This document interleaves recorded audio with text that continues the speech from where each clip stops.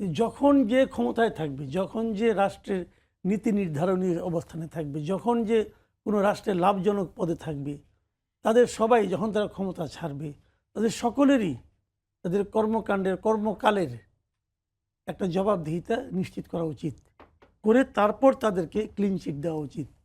তা না হলে হয় কি, এটা তো আমি আগেও বলে এসেছি, এটা আমি মনে করেন এটা ক্ষমতায় থাকতেও আমি বলছি যে প্রত্যেকের পাসপোর্ট সিজ করা হোক, কারণ তারা যেন বিদেশ চলে যেতে না পারে। এদের সবাইকে তো আমি সন্দেহ করি, সবাইকে, ইনক্লুডিং ডক্টর ইউনূস, তাকেও আমি সন্দেহ করি। এবং তাদের প্রত্যেকটা কর্মকাণ্ডে চুলচেরা বিচার করতে হবে। ওই চেয়ারে বসছেন মানে আপনি স্বরাজ পেয়ে গেছেন তা না। ওই চেয়ারে আপনি বসছেন আমার জনগণের সেবা করার জন্য। সেই সেবা করার ক্ষেত্রে আপনি দুর্নীতি করছেন কিন্তু এটা তো পরে আলাপ, তার আগের আলাপ হলো সেবা করার ক্ষেত্রে আপনি ঠিক মতো কাজটা করছেন কিনা এটা আগে আমাকে জানতে হবে। ওই জিনিসটা চুলচেরা বিশ্লেষণ করে তারপর তাদের হাতে পাসপোর্ট ফেরত দিতে হবে যে আপনি এখন বিদেশ যান। ডক্টর ইউনূস সে কি জাপানে গেছিল নাকি?